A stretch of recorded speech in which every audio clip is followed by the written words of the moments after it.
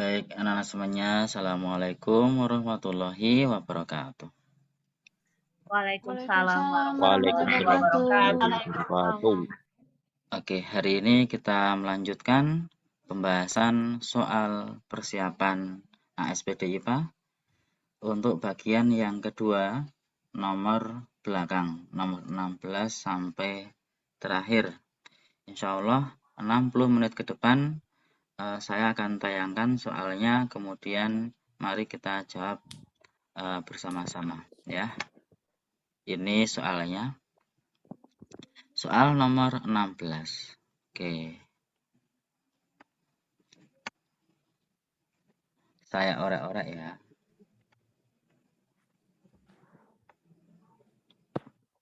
Soal tentang listrik dinamis. Kebanyakan adalah yang dikeluarkan tentang rangkaian hambatan listrik ya. Misalnya yang ini. Harus sudah bisa kalian mengerjakan yang seperti ini karena ini adalah konsumsi kalian setiap hari ya. Perhatikan soalnya. Di sini ada rangkaian hambatan R1, R2, R3 ada dalam sebuah rangkaian paralel.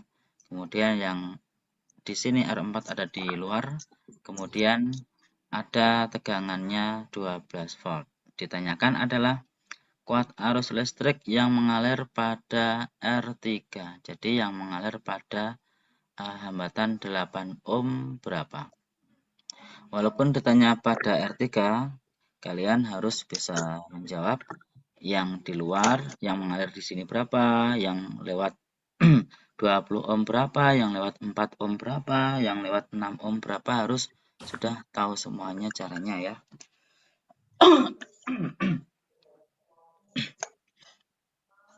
Yang pertama, karena kita mau nyari arus pada hambatan paralel, maka kita pastinya tetap nyari arus yang ada di sini. Maaf, kebalik.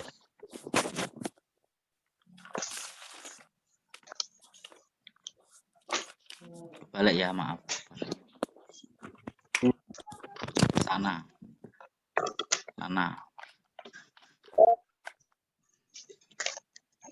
Oke. Yang pertama kita cari adalah R-nya. R paralel. Jadi kita bisa pakai seper RP sama dengan ini. Kalau R1 dan R2 seri kan ya, maka ditambahkan jadi 24 ohm. Jadi di sini seper 24 ditambah seper 8. Hasilnya sama dengan diubah ke per 24. Ini 1, di sini 3. Sama dengan 4/24. Sehingga RP-nya adalah 24 dibagi 4 sama dengan 6 ohm gitu ya. 6 ohm. Kalau nanti saya kok nulisnya salah, dikoreksi.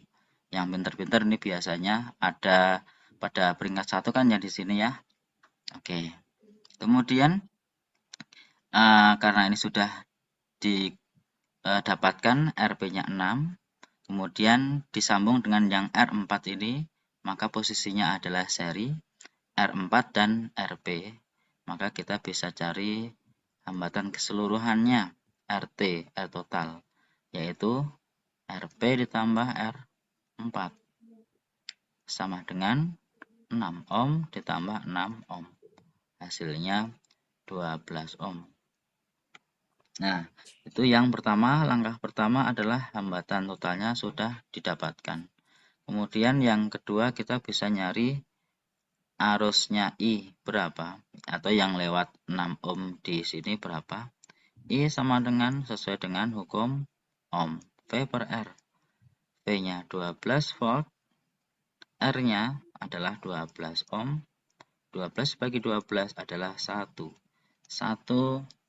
ampere. Nah, gitu. Kemudian yang ketiga, nah baru kita bisa nyari ini. Sebetulnya bisa pakai mencari VP dulu, tegangan pada hambatan paralel dulu boleh, yaitu dengan rumus I dikali R paralel, atau langsung juga bisa sebetulnya ya, tapi kita pakai yang ini dulu. I-nya yaitu 1 dikali RP-nya 6 ohm, maka tegangan yang ada di sini atau dan di atas dan di bawah ini sama, yaitu 6 volt. Maka yang langkah berikutnya kita bisa nyari yang ditanyakan, R3, arus listrik yang mengalir pada R3 yang di sini ya. Nah, di sini adalah I, kalau misalnya yang di sini I1, di sini I2, maka kita bisa cari I2-nya berapa? Yaitu VP dibagi R, di sini R3. Hasilnya sama dengan VP-nya 6 volt per R3-nya 8 ohm. Nah, hasilnya 6 per 8 atau 3 per 4, 0,75 ampere. Sehingga jawabannya yang tepat adalah C. Kalau nggak lewat nomor 3, langkahnya langsung nomor 4, kita bisa pakai perbandingan terbalik dari besarnya hambatan itu ya. Misalnya begini, saya ganti yang hijau deh.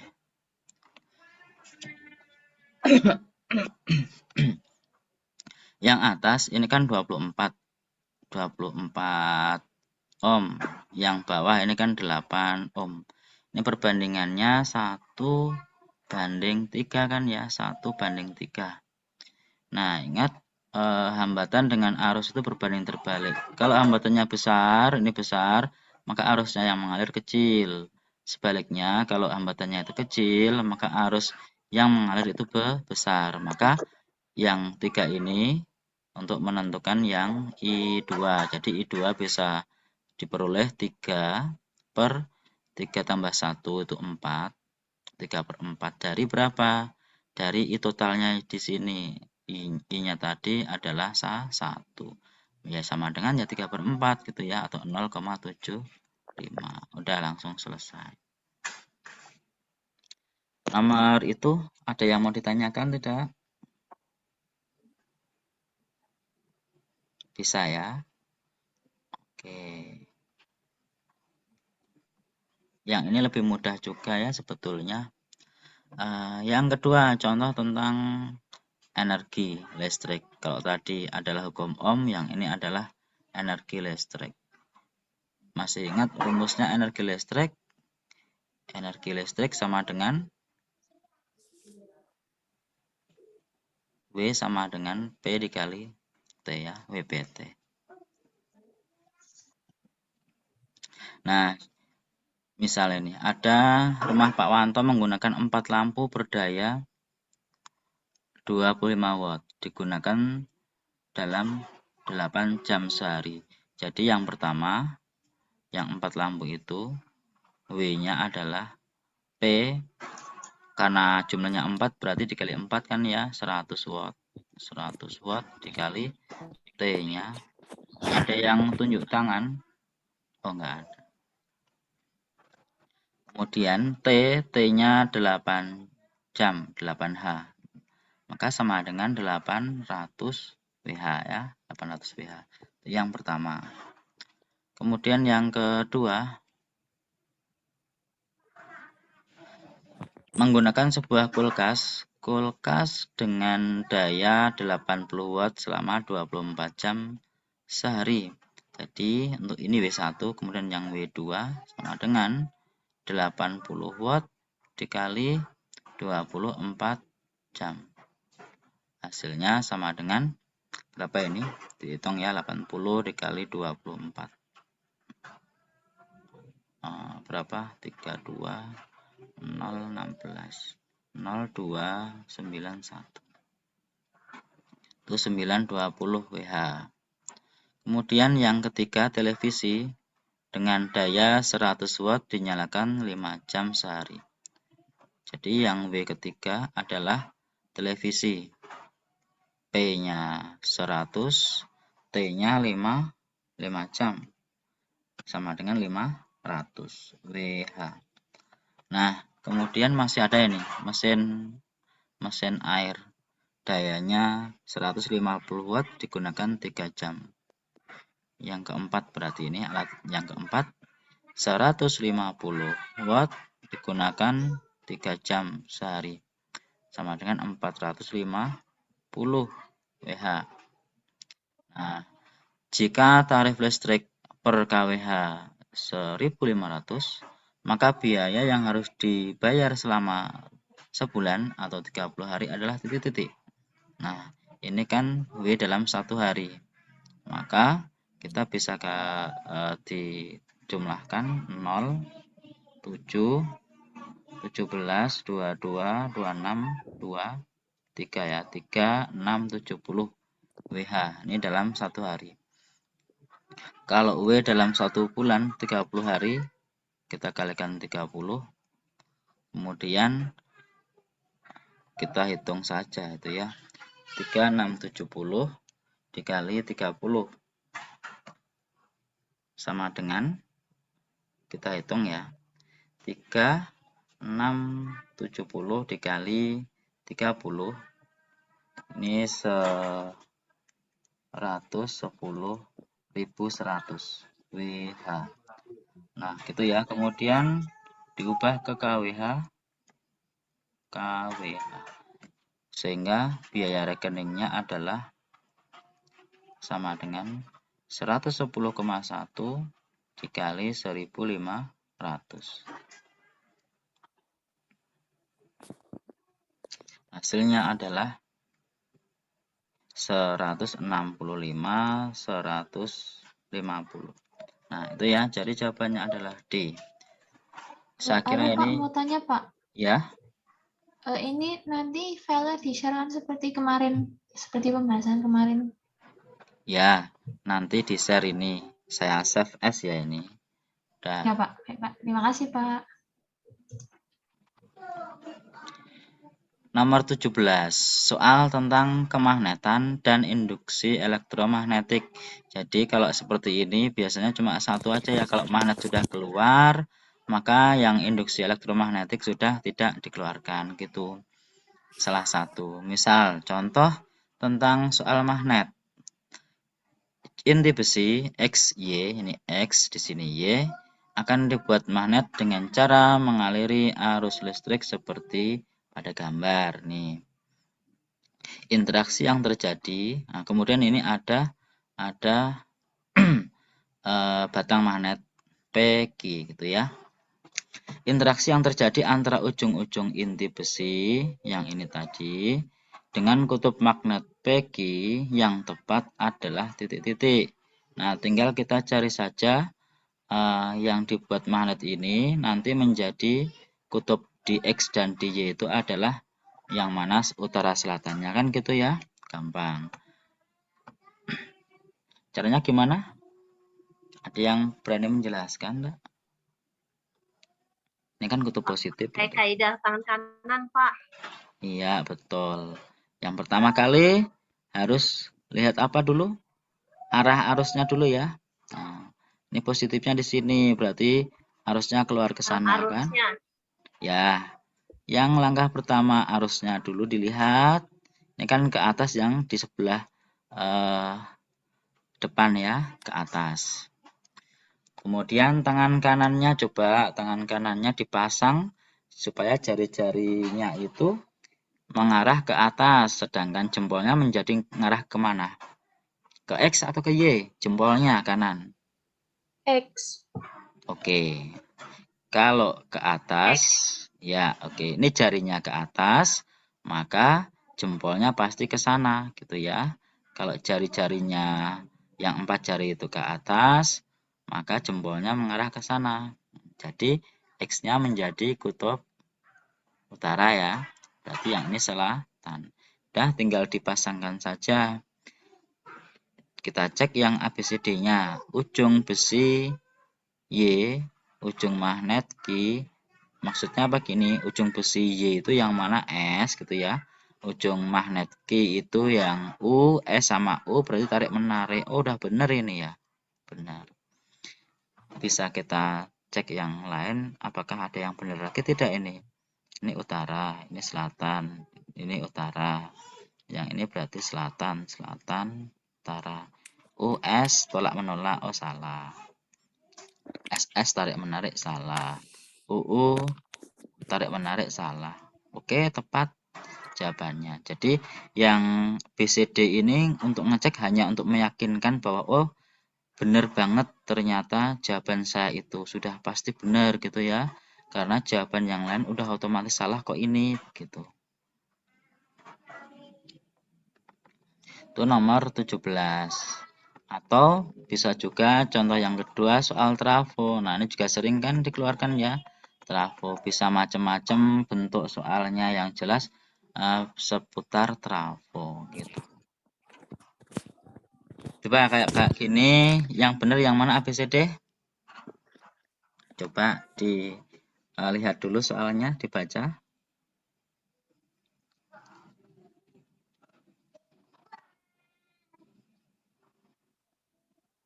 Ayo. Yang D, Pak. Yang D. Alasannya. PP per VS sama dengan NP per NS. 220 per 10 sama dengan 2200 per 100. Oke, jadi yang ini kalau dibandingkan dengan yang ini sama dengan yang ini banding yang ini gitu ya. Oke. VP per VS sama dengan NP per NS. 22 banding 1. Yang mana yang 22 banding 1? Nah, ini 1 banding 22. Salah. Yang ini 10 banding 11. Salah. Yang ini 11 banding 10. Salah. Yang ini 22 banding 1. Oke, 22 banding 1. Itu ya. Oke, betul sekali. Jawabannya adalah D.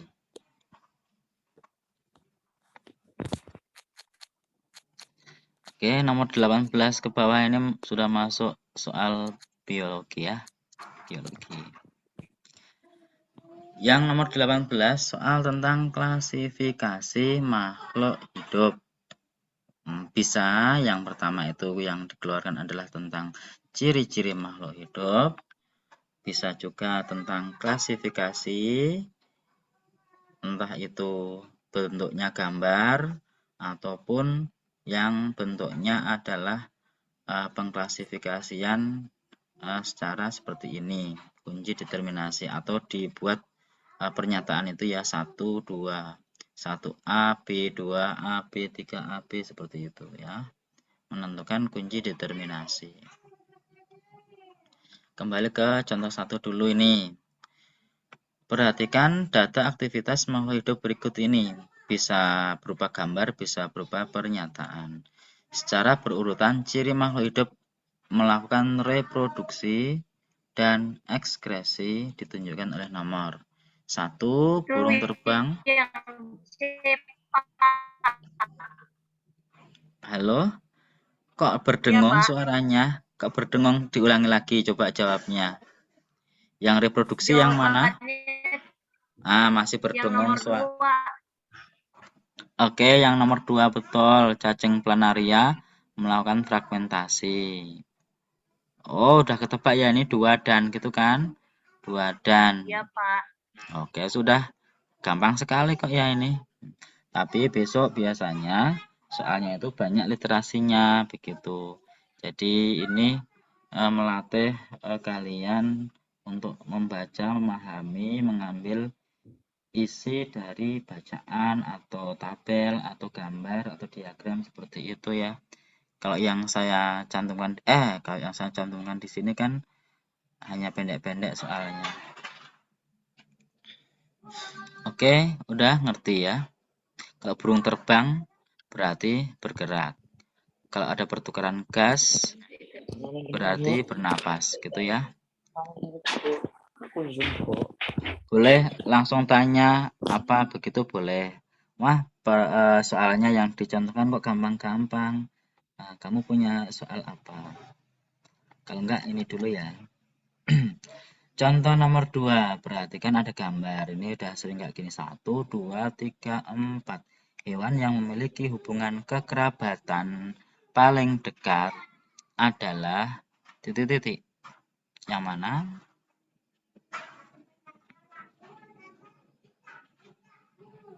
C bukan Pak, 2 dan 3. Dengan belalang.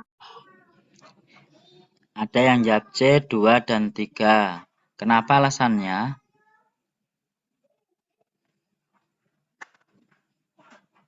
Karena kalau 1 dengan 2 kan nggak mungkin Pak.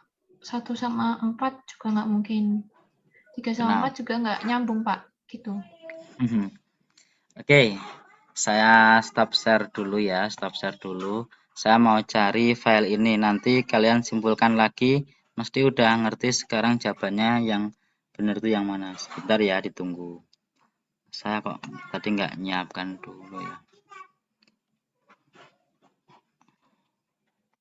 Bentar.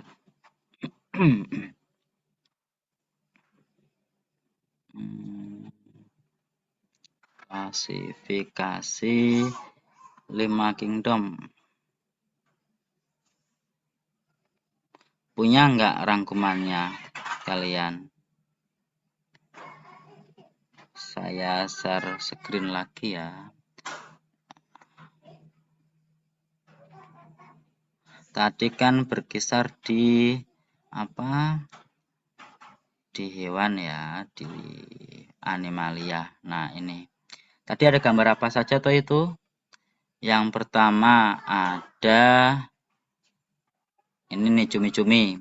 Cumi-cumi ya, ada kan? Tadi cumi-cumi ya. Udang. Cumi-cumi itu moluska kan ya? Filum moluska. Nah, jadi ada cumi-cumi. Kemudian ada apa lagi tadi? Ada udang ya? Ada belalang. Udang itu di sini. Nah, udang itu masuk di arthropoda. Arthropoda itu ada krustase yang punya kaki 5 pasang, ada arachnida yang 4 pasang, myriapoda yang lebih dari 5 pasang. Ini biasanya banyak sekali. Kemudian ada insekta itu yang 3 pasang. Ini semuanya arthropoda. Ya, jadi ada udang, ada kepiting, tadi ada serangganya apa tadi? Ada ini lagi mau ada ini ya, belalang ya. Nah, berarti belalang yang kakinya 3 pasang dengan yang udang yang 5 pasang itu masih lebih dekat dibandingkan dengan yang cumi-cumi tadi karena sudah berbeda apa? Berbeda filumnya ya. Yang ini filum arthropoda, yang cumi-cumi tadi filum molluska gitu kan. Terus yang satunya lagi itu adalah ikan lele. Lele kan sudah masuk ke vertebrata kan ya. Ini kan invertebrata. Jadi hewan yang tidak bertulang belakang. Filumnya ada porifera, selenterata. Nah, kemudian yang lele itu sudah beda jauh melana di sini di vertebrata yaitu masuk apa? Pisces ini ya.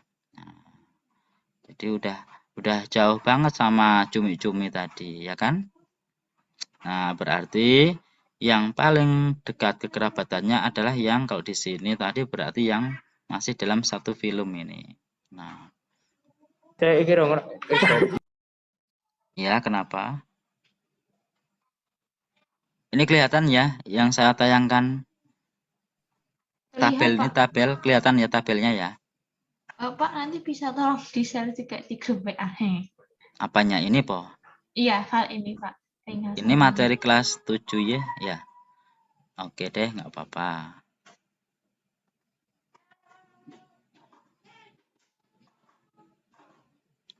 Oke. Saya kembali ke yang soal tadi. Saya share screen lagi. Udah kembali ke hewan tadi belum? Udah? Sudah, Pak. Ya. Jadi yang memiliki hubungan kekerabatan paling dekat adalah 1 dan 4. Oke? Masuk dalam film apa tadi? Ayo apa? Udah lupa? Nanti dibuka lagi deh. Nah, jadi jawabannya yang tepat adalah B, 1 dan 4. ya, 1 dan 4. Walaupun nggak pernah berhubungan gitu ya, tapi ciri-cirinya lebih banyak yang sama. Nomor 3, soal kunci determinasi. Jadi ini bisa digolongkan dua-dua kayak gini, 1A, 1B. Ini bisa digolongkan, diklasifikasikan yang A itu tidak memiliki batang, yang 1B memiliki batang. Kemudian yang 1A tidak memiliki batang, ada 2A dan 2B tidak berklorofil dan berklorofil. Kemudian udah stop sampai di sini yang sebelah sini. Kemudian yang 1B yang memiliki batang dibedakan jadi 3A, 3B. Yang 3A itu adalah menghasilkan bunga, yang 3B tidak menghasilkan bunga. Kemudian yang menghasilkan bunga menjadi ada 4A, 4B. Gymnospermae dan Angiospermae. Nah, kemudian yang 4B Angiospermae jadi 2 lagi, monokotil dan dikotil.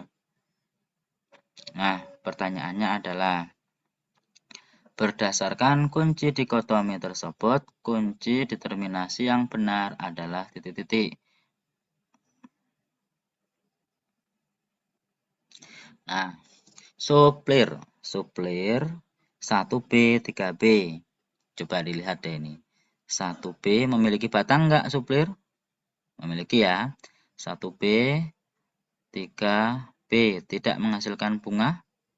Oke, betul ya.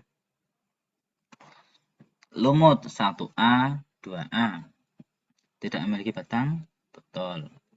Kemudian 2A tidak berklorofil? Salah ya. Nah, lumut berklorofil kan? Oke. Kemudian pinus 1B memiliki batang? Oke. 3A menghasilkan bunga ya. Terus 4A Gymnospermae. Oke, pinus Gymnospermae ya. Kemudian jagung 1B memiliki batang, oke. 3A menghasilkan bunga, ya. Kemudian ke-4B Angiospermae, ya. Dan 5A monokotil. Oke, jagung monokotil ya. Betul. Jadi itu yang betul. Centang, silang, centang, centang. Ini ada di paket berapa itu? Saya ambil di sini ya contohnya. Yang paket Sleman. Ada yang mau ditanyakan tentang yang nomor 18? Klasifikasi makhluk hidup? Nggak ada. Lanjut nomor 19. Soal tentang interaksi makhluk hidup dengan lingkungannya. Contohnya biasanya sih ada gambar jaring-jaring makanan. Jadi ada peristiwa seperti ini yang berkaitan antara yang satu dan yang berikutnya. Kebutuhan akan kerajinan berbahan baku kulit ular menyebabkan perburuan ular meningkat tajam. Jadi ularnya diburu ya, ini ularnya berkurang. Demikian juga burung hantu juga banyak diburu untuk dikomersialkan, burung hantu. Ya, ini juga berkurang. Menurunnya populasi kedua jenis hewan tersebut memberikan pengaruh kepada kepada keseimbangan ekosistem di tempat itu, yaitu tak kecilkan. Mana nih yang benar? Kalian analisis satu-satu ya. Itu yang D, Pak. Yang D, menurunnya populasi kelinci dan katak. Yang B. Yang mana? Yang B. BP atau Yang B, Pak. dodol? Yang B. Yang B, coba ya. Meningkatnya. Iya, oke. Meningkatnya populasi katak. Kenapa katak meningkat populasinya? Karena yang makan berkurang ya. Yang makan katak yaitu burung hantu sama ular berkurang, maka katanya meningkat. Oke. Kemudian burung pipit juga meningkat. Mana burung pipit? Nah, jadi yang makan burung pipit kan si ular ini ya. Jadi burung pipitnya meningkat. Oke sih, betul. Nggak ada yang kesulitan di sini. Bisa Pak, tanya, ngecek. Pak. Iya, kenapa? Kenapa jawabannya bukan yang A, Pak? Oke, makanya saya cek juga ya. Coba. Meningkatnya populasi kelinci. Kelinci meningkat populasinya. Oke, perhatikan. Meningkat apa enggak ini? Populasi kelinci meningkat enggak? Coba. Enggak, kenapa? Kenapa? Oh, karena nggak berhubungan langsung sama burung hantu sama ular itu ya, Pak? Iya. Jadi yang dicari adalah yang berhubungan aja, yang berhubungan langsung. Jadi ini kan seolah-olah sudah apa namanya? Tidak berkaitan erat banget gitu ya. Agak jauh sih ya. Nah, coba kalau dihubungkan dengan elang kan ini ada hubungannya ke elang kan ya. Elang makannya tikus. Tikusnya kan banyak tadi. Elangnya juga nggak kehabisan makanan walaupun makan ular ya kan. Jadi sama sih sebetulnya. Ularnya habis tapi tikusnya bertambah banyak karena yang makan tikus kan burung hantu ini berkurang. Jadi kalau misalnya ini jadi banyak, maka kan ini nggak terpengaruh, nggak apa namanya, nggak berkurang atau bertambah gitu kan ya. Jadi ini biasa saja ini. Nah, kemudian kalau burung pipit, mana burung pipitnya? Burung pipitnya ini ya, meningkat nggak? Meningkat ya. Jadi yang ini betul, tapi yang ini masih belum tepat. Sudah kan? Nanti pelajari lagi soal-soal yang kayak gini. Banyak kan ya? Nomor 20. Soal pencemaran lingkungan. Nah, biasanya pencemaran itu menyebar luas ya. Jadi nggak bisa diprediksi yang mana yang dikeluarkan di pencemaran gitu. Yang jelas cerita apa saja yang bisa dibuat soal itu bisa jadi soal pencemaran gitu kan. Saya ambil contohnya saja ini. Enceng gondok tumbuh cepat dan subur menutup perairan pada daerah yang kaya nutrien seperti nitrogen, potasium, dan fosfat. Tumbuhan tersebut menyebabkan cahaya matahari terhalang masuk ke perairan sehingga tingkat kelarutan oksigen menurun. Berdasarkan kasus itu, diprediksikan limbah rumah tangga yang menyebabkan keadaan tersebut adalah titik-titik. Enceng gondok tumbuh subur. Nah, kenapa? Karena ada biasanya ini disebabkan oleh ini ya limbah deterjen. Karena mengandung tadi itu, limbahnya kan mengandung nitrogen, potasium, kayak gitu kan. Sama dengan kalau misalnya ada ini kolam menjadi warnanya hijau gitu ya. Ada booming alga gitu kan. Nah, itu karena banyak kandungan itu tadi, zat-zat tadi itu yang biasanya dihasilkan oleh limbah deterjen atau sabun cuci gitu. Yang dibuang mengalir ke perairan. Ada yang mau ditanyakan nomor 20? Nggak ada ya?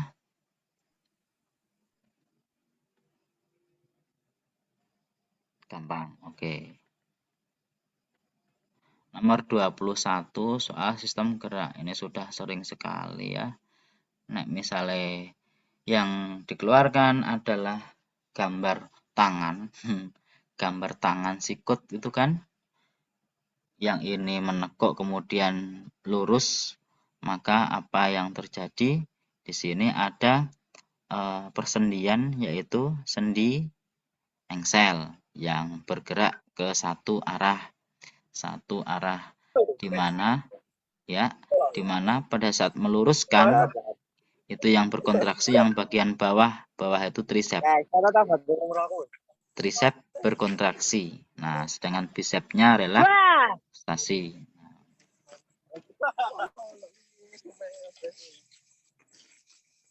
Ayo, siapa itu yang ribut? Jawabannya apa? Kenapa? Kok berdengung? Jawabannya A ya.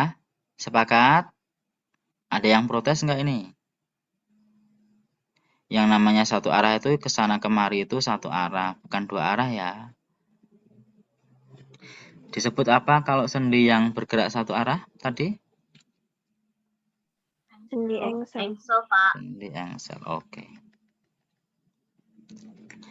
Berikutnya nomor 22 soal tentang sistem pencernaan. Biasanya juga disertai kalau enggak ada gambar organ kayak gini, bisa juga tentang soal uji makanan. Uji makanan. Salah satu yang dikeluarkan ya. Misal, ini ada gambar sistem pencernaan manusia. Ditunjuk organnya di sini Z dan Z. Pada pagi hari, Anita mengkonsumsi nasi padang dengan lauk telur dan rendang sapi. Pencernaan makanan yang dikonsumsi Anita pada organ Y dan Z adalah titik-titik. Z itu menunjuk apa ini? Saya kok mendapatkan gambarnya Z-nya di situ ya. Maksudnya ya sampai ke ususnya gitu kan ya. Karena di sini kan bermuaranya pankreas. Kemudian di sini ada enzim dari pankreas masuk ke usus halus. Jadi ini usus ya, usus halus. Kemudian yang Y lambung kan ya. Kita lihat opsinya. Organ Y, organ Z. Organ Z mengubah apa? Lambung kan protein. Nah, jadi yang protein yang dilihat. Ini sama ini. Yang betul yang mana? Yang di lambung? Yang B apa yang C? C. Yang C. Kalau yang B di mana terjadinya? Di usus halus ya? Kecil. Ya, karena enzimnya tripsin kan. Udah kejawab ini. Hanya melihat Y saja sudah kejawab kan. Z-nya nggak dilihat udah kejawab. Soalnya kurang bagus ini. Ini PPAD yang kemarin juga sebetulnya ini. PPAD mana yang kemarin. Nah, kemudian ini juga belum menjadi soal. Ada nasi buat apa tadi ya? Lauknya itu juga buat apa? Belum terbahas di opsinya. Oke, sekitar itu untuk pencernaan. Kemudian saya tambahkan yang ini. Yang uji makanan. Biasanya pakai reagen apa? Ada apa saja?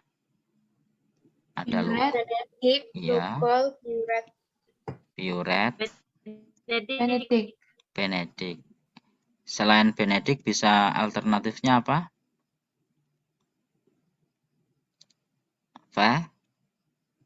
Vehling ya.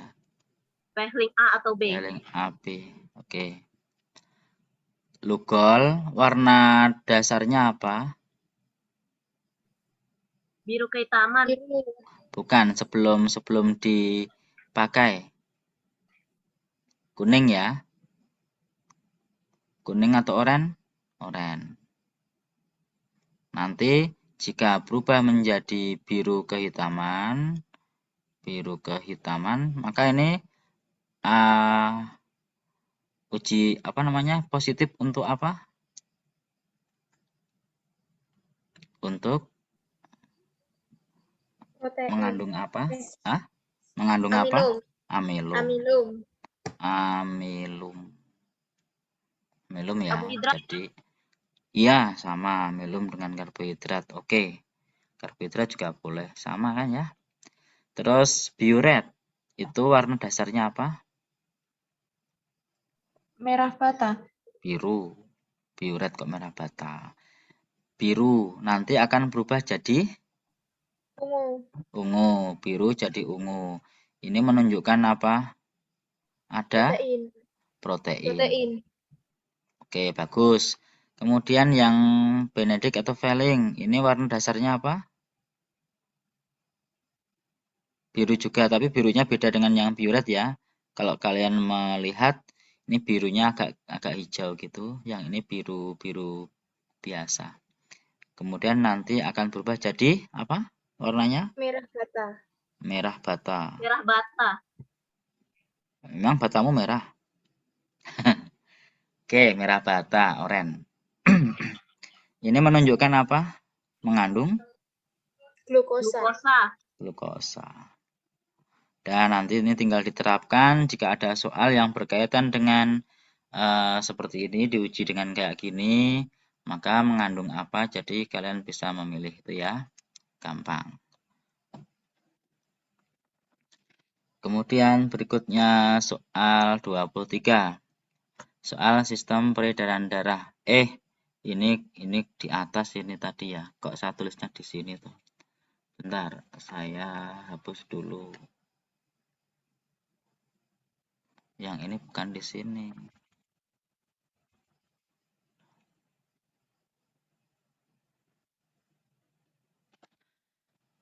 Perhatikan gambar jantung, kemudian ada pembuluh darah. Fungsi pembuluh darah X dan Y. X ini pembuluh darah apa namanya? Balik, pembuluh balik. Pembuluh balik apa?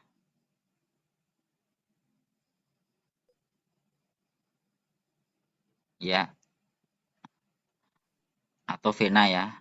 Pembuluh balik atau pembuluh vena pulmonalis. Karena dari paru-paru kan?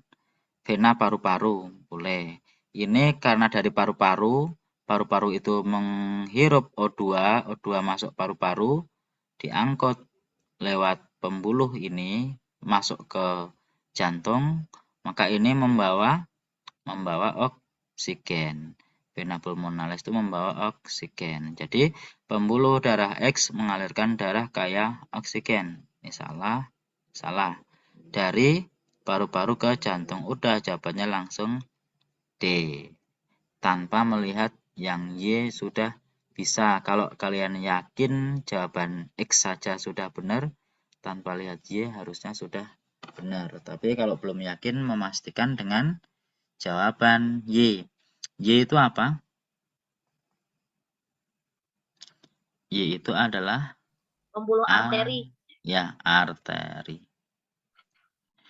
Dari mana nih sumbernya? Dari awalnya mengeluarkan darah itu dari bagian mana? Bilik kiri yang di sini ya. Nah, kalau di gambar itu memang seperti menyilang kayak gitu, yang ini ke sana, yang ini ke sana. Jadi dari sini ke sana. Ke seluruh tubuh ini juga membawa oksigen. Pokoknya yang sebelah kiri itu oksigen. Sedangkan yang kanan, ini CO2. Oke. O2 dari jantung ke seluruh tubuh, betul. Ada yang mau ditanya di sini? Nggak ada. Lanjut, biar cepat selesai malahan. Soal tentang sistem pernapasan. Perhatikan hasil percobaan pengukuran volume paru-paru dengan menggunakan spirometer dari seorang wanita dengan usia 19 tahun, tinggi badan 159 cm, massa badan 52 kg, posisi tubuh duduk, suhu kamar 25 derajat Celcius, diperoleh data sebagai berikut. Volume tidal, volume cadangan inspirasi, volume cadangan ekspirasinya sekian, residunya sekian. Nah, ingat ini, volumenya kalau normal itu sekian. Kesimpulan yang dapat diperoleh berdasarkan data hasil percobaan bahwa wanita tersebut memiliki, ini tinggal dibandingkan kan ya ini. Kita cek jawaban A, kapasitas total lebih tinggi daripada nilai normal. Ini harus dihitung ini. Kapasitas total dengan kapasitas. Jawabannya B, Pak. Yang mana? Yang D. B. Yang B. B, Ini. Bravo. Oke, Iya. kapasitas vital ngitungnya bagaimana kapasitas vital? Volume cadangan inspirasi dijumlahkan yang ekspirasi dengan yang vital. Oke, jadi yang ini ya, yang ini kapasitas vital. Dijumlahkan semuanya. Tinggal pakai kalkulator nanti ya, ini tambah ini, dibandingkan dengan ini tambah ini, lebih besar, lebih kecilnya, yang mana yang ini lebih besar, apa lebih kecil dibandingkan normalnya, gitu kan ya. Oh, ternyata kalau didapatkan lebih rendah, ini dihitung berapa ini? Dihitung berapa? Kalau yang ini kan kalau dihitung 3.500. Kalau yang 3 ini dihitung berapa nih? Hasilnya 2.516,65. Oke, 2000 berapa? 516 516 ya. Koma. Koma Udah sekian gitu ya. Oke, jadi ini baru 2.500-an. Yang ini sudah 3.500. Jadi ini lebih rendah. Oke, betul berarti. Nah, sekarang kalau ini loading apa? Kemudian kalau kapasitas total, cara ngitungnya bagaimana kalau total? Jadi kapasitas vital ditambah dengan volume yang residu. residu. Jadi semuanya dijumlahkan itu menghasilkan kapasitas total. Ingat ya, kalau vital itu yang 3 yang bisa keluar masuk, kalau total yang termasuk yang tertinggal di paru-paru atau residunya juga dihitung. Oke, itu. Pak mau tanya, Pak. Ya. Apa, Mbak? Yang dimaksud volume tidal sama volume residu itu apa ya, Pak? Volume tidal, volume residu kan nggak bisa kan tinggal ini tuh Mbak searching di Google gitu kan nanti ada semuanya itu. Nah, kalau tidal misalnya gini, kamu bernapas kan menghirup, mengeluarkan lagi udara yang untuk bernapas itu seperti udara biasa. Jadi tidak dihirup dalam-dalam gitu ya. Jadi menghirup, mengeluarkan lagi itu volumenya rata-rata 500 ml normalnya. Itu volume tidal. Volume yang dihirup atau dihembuskan secara biasa pada pernapasan biasa gitu, itu tidal. Kemudian kalau volume cadangan inspirasi berarti pada saat kamu menghirup dalam-dalam, dihirup dalam-dalam sampai seolah-olah nggak bisa menghirup lagi. Jadi ini ayo hirup sedalam-dalamnya gitu ya. Nah, itu sampai 1.500 ml. Kemudian kalau dihembuskan, yuk dikeluarkan lagi. Tadi yang sudah kamu hirup dikeluarkan. Semuanya seolah-olah sudah habis. Nggak ada tersisa lagi di paru-paru udaranya. Hembuskan kuat-kuat. Ini volume cadangan ekspirasi. Walaupun dihembuskan secara kuat-kuat, sudah semuanya dihembuskan, tetapi ternyata masih ada yang tertinggal di paru-paru itu sebesar 1.000 ml atau 1 liter. Itu namanya volume residu. Gimana Mbak? Ngerti nggak? Ngerti, Pak. Makasih. Ya, kalau di gambar itu bisa dilihat itu. Kamu ketikkan di Google itu ini. Bentar ya, saya stop dulu. Saya stop. Kemudian saya share screen-nya di Google ya. Kapasitas paru-paru. Lihat gambar. Belum ini ya, belum saya share screen ya. Sudah kelihatan kayak gini? Ulet-ulet kayak gini, ada grafik ya. Nah, Sudah grafik kelihatan, yang Pak. ya, grafik yang sebelah sini tuh. Nah, milihnya kok yang ini tuh, yang ini deh. Jadi yang 500 ini volume tidal. Jadi kamu menghirup, menghembuskan lagi itu hanya 500 ml. Kalau hirup dalam-dalam ke atas ini volume cadangan inspirasi. Menghirup itu inspirasi, memasukkan udara kan. Kalau menghembuskan lagi itu ekspirasi, mengeluarkan. Nah, ternyata yang dihembuskan sampai dalam yang grafik paling atas ke paling bawah, kalau di total itu namanya kapasitas vital. Ini kapasitas vitalnya ini. Kalau semuanya ini volume atau total, kapasitas total. Ditambah dengan tadi ini residunya ada di bawah ini ya. Oke. Saya stop dulu. Kembali ke soal tadi.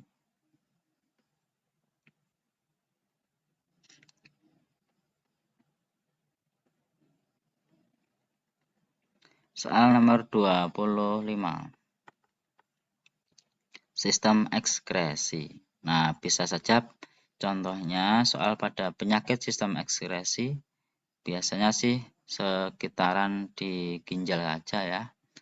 Misal, seorang melakukan uji urin di laboratorium dan diperoleh hasil sebagai berikut. Nah, ini hasil uji labnya seperti ini.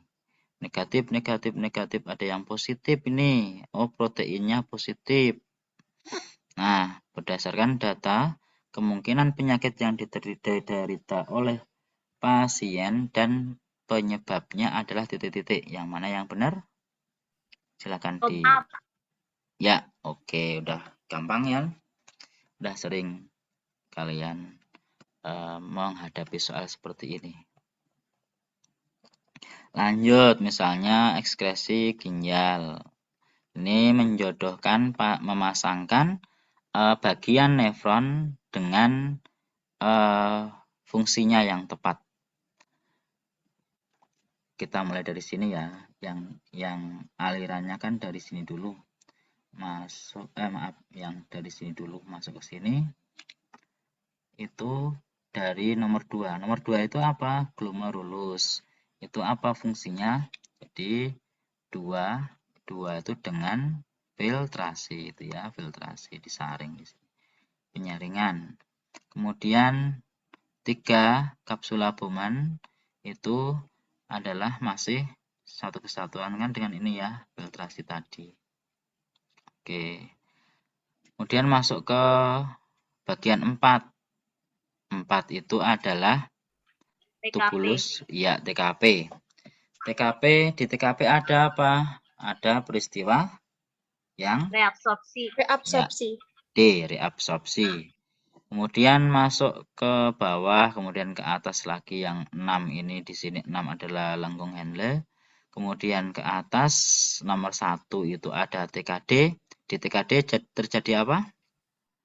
Augmentasi 1B.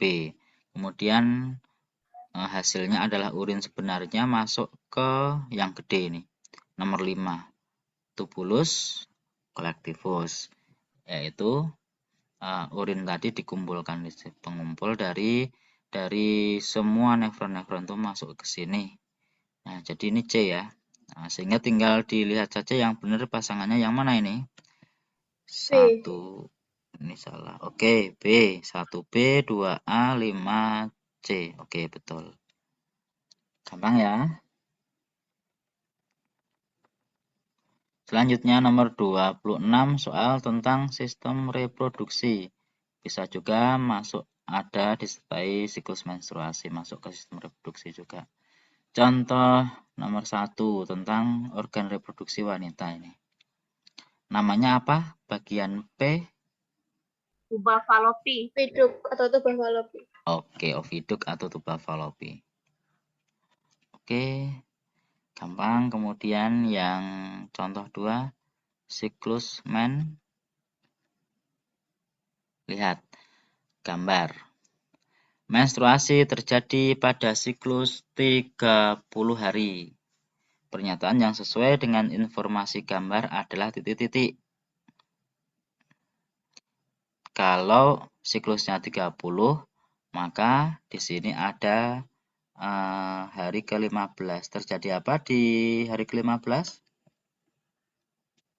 Ovulasi. Jadi yang ini belum ovulasi ya, yang C. Nah, kemudian yang lain-lainnya berkaitan dengan hormon. Ini hormon progesteron, ini estrogen, yang B, kemudian yang D adalah progesteron juga. Kalian pilih yang mana ini, ABC, ABD. Lihat hormon progesteron yang ini, yang ungu ini kan dihasilkan oleh korpus luteum ini, dihasilkan oleh korpus luteum. Untuk apa? Untuk menebalkan dan mempertahankan penebalan dinding uterus itu. Ya, oke, betul. Nah, saat korpus luteum itu berubah menjadi ini korpus albikan, ya, itu sudah tidak memproduksi apa? Progesteron lagi. Nah, sehingga penebalan dinding rahim itu tidak bisa dipertahankan, sehingga meluruh. Nah, ini terjadi menstruasi. Jadi progesteronnya sudah tidak diproduksi lagi, sudah turun, ini turun zat itu ya. Nah, jadi kita cek nih yang A mendekati hari ke-30, mendekati hari ke-30 sekitar di sini. Kadar progesteron turun drastis, korpus luteum rusak. Nah, jadi benar ini ya, yang A jawabannya. Kita cek yang B, hari ke-15, estrogen meningkat. Nah, ini tidak, ini malah turun drastis ini, gitu ya. Meningkatnya itu sebelumnya, sebelum hari ke-15 meningkat, kemudian turun drastis. Oke. Kemudian yang D, antara hari ke-15 sampai ke-30, korpus albikan menghasilkan hormon progesteron. Benar apa salah? Salah. Kenapa? Masih Alasannya? korpus luteum. Oke. Karena masih korpus luteum. Iya, korpus luteum di sini, korpus luteum. Korpus albikan kan ada di sini ya. Ada yang mau ditanya? Nggak ada? Gampang ya. Lanjut. Oh, cepet ini. Biologi itu nggak ada hitungan. 27. Perhatikan soal tentang jaringan tumbuhan. Nah, ini ada percobaan, ada tanaman dimasukkan ke dalam cairan warna merah. Kemudian Yang D nanti bukan, Pak? nomor Yang D, 4. Pak. Kenapa? Karena Yang itu D. silem. Tugasnya Iya. kan mengangkut air. Iya, betul. Jadi yang 4 ini, ya, ini nanti kan warnanya merah, ini kan kapiler ke atas sampai ke daun tuh, ke atas sampai ke daun-daun sampai ke tulang daunnya itu jadi merah-merah gitu. Ini karena ada silem. Nah, silem itu mengangkut air tadi. Airnya karena udah diwarnai makanya nampak merah-merah di sana.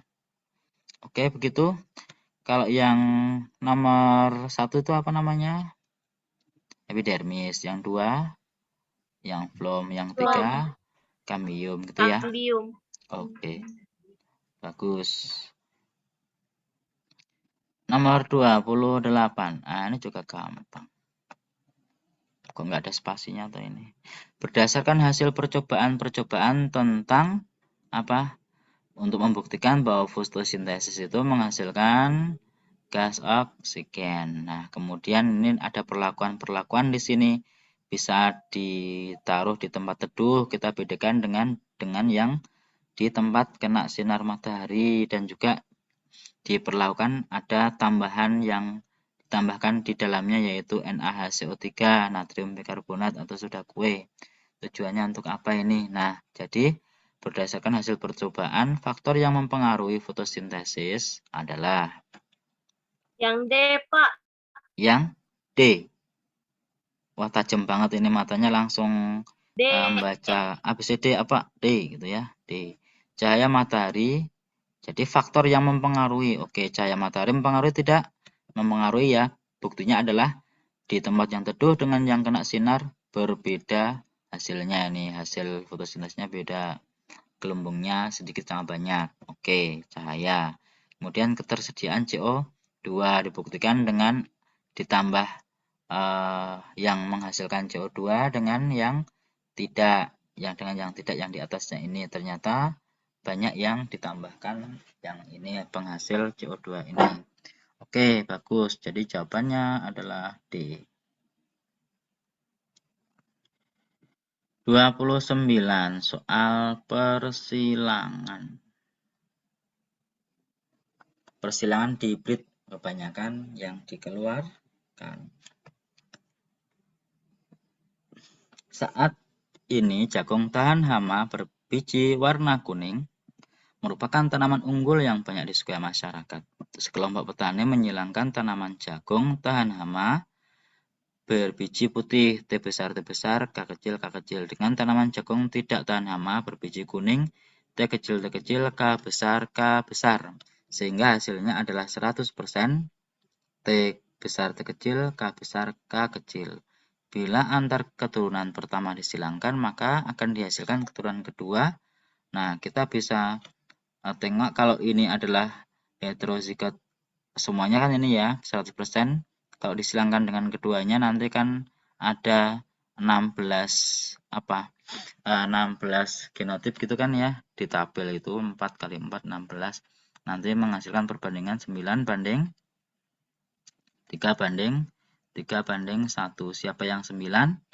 Yang 9 adalah yang tadi T besar, Yang ada T tahan besarnya, hama biji ada kuning. iya ada K besarnya juga. Tahan hama biji kuning. Kemudian yang 3 bisa yang tahan hama biji apa yang K kecil tadi putih ya, putih. Atau yang ini yang tidak tahan hama dengan yang biji kuning. Kemudian yang satu adalah yang tidak tahan hama biji ini. Yang ketiga sama yang terakhir Pak jawabannya. Oke, kita cek ya. Kalau ini 160, berarti yang tahan hama biji kuning 9/16 kali 160. Ini 90 ya, ini 90. Yang ini 30, yang ini 30, yang ini 10. Coba kalau yang atas sendiri salah, salahnya berapa jumlah tanaman? Biji tahan hama biji kuning 9. Betul ya? Tahan Itu hama. benar, Pak. Hah? Kenapa? Ini benar kan? Iya. 90 ya. Oke, yang ini tahan hama biji putih jumlahnya 30 ya. Salah, ini 30. Kemudian yang ini tidak tahan hama biji kuning. Yang ini kan 30, betul ya. Kemudian yang ini tidak tahan hama biji putih, yang ini kan 10. Jadi ini salah, yang betul ini 10. Kemudian yang tidak tahan hama biji putih, oke betul. Tuh, jadi jawabannya ada 3 ya. Ini 135.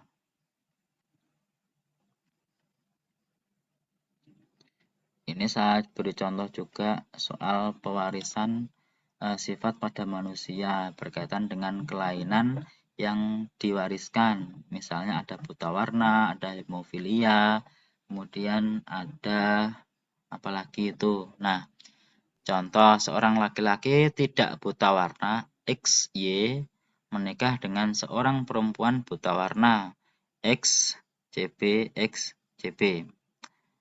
Nah, jika pasangan suami istri tersebut memiliki 5 anak yang terdiri dari 2 laki-laki dan 3 perempuan, maka perbandingan jumlah anak yang buta warna dan tidak buta warna adalah titik-titik. Yang B Pak. Yang C. loh, B apa C? B soalnya yang laki-laki udah pasti buta warna. Kalau yang perempuan cuma karier. Oke. Jadi jumlah anak yang buta warna berapa? Yang laki-laki tadi ada 2. 2 ya. Yang Kemudian karier 3. yang perempuan karier semua ya? Iya. Iya, jadi 2 banding 3. 3. Sepakat semuanya? Sepakat. Oke, gitu. Oke, bagus. Yang cowok mana nih kok nggak dengar suaranya ya saya? Pak. Ya.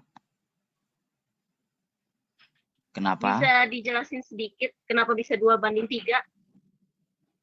Aha, oke. Gini. Ini yang laki-laki ya, XY. Kemudian disilangkan dengan XCB. Kemudian ini kan punya gamet X sama Y kan ya. Nah, yang ini gametnya XCB, hanya satu macam gamet. Yang ini ketemu yang ini F-nya ini keturunannya yang pertama itu adalah XCB, gitu kan? Jadi ini wanita, X kan wanita. Kalau tadi wanita buta warna itu harus XCB, maka ini hanya XCB, berarti ini karier. Karier itu tidak buta warna, hanya pembawa saja. Jadi kalau punya anak 3 perempuan, semua anaknya ini tidak buta warna gitu. Jadi ada 3 anak tidak buta warna. Oke, yang perempuan. Kemudian yang Y XCB ini adalah anak laki-laki. Jadi yang kedua ini hasilnya adalah XCBY.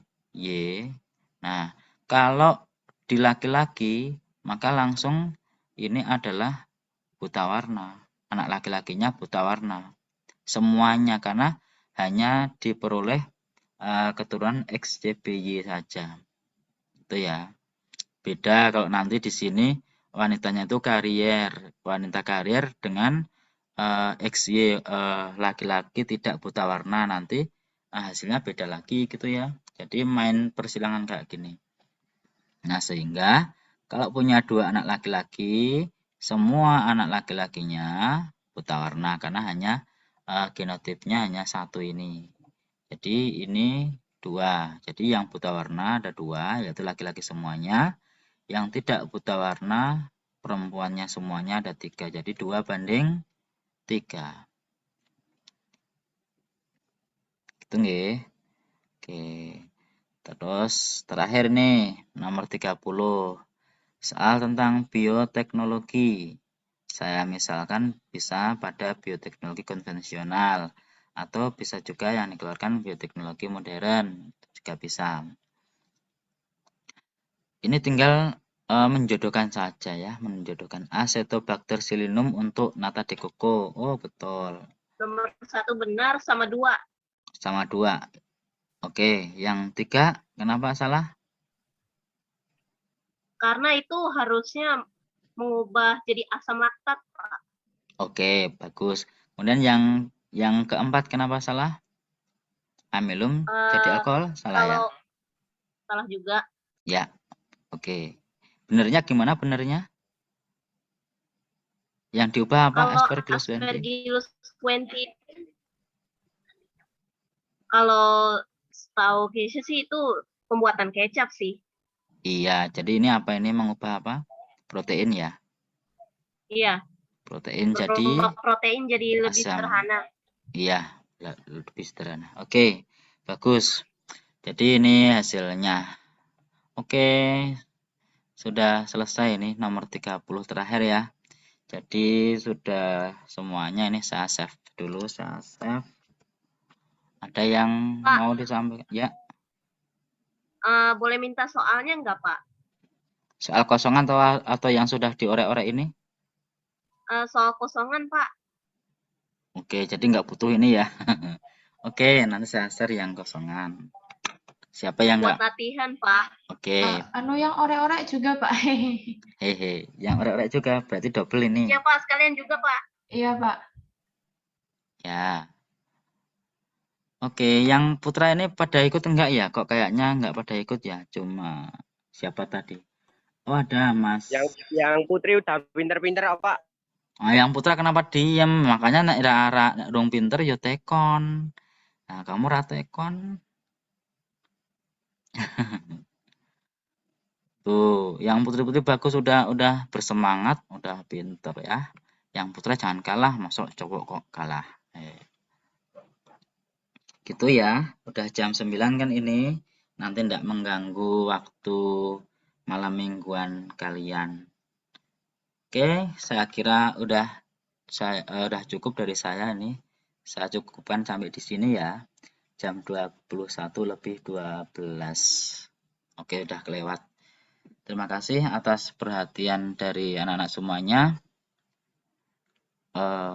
Saya akhiri ya. Mari kita akhiri bersama, Ding. Kita akhiri bersama dengan membaca hamdalah. Alhamdulillahirabbil alamin. Alhamdulillah. Dari saya cukupkan, saya akhiri. Assalamualaikum warahmatullahi wabarakatuh. Waalaikumsalam warahmatullahi wabarakatuh.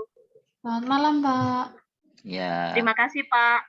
Terima kasih, Pak. sama-sama. Makasih, Pak.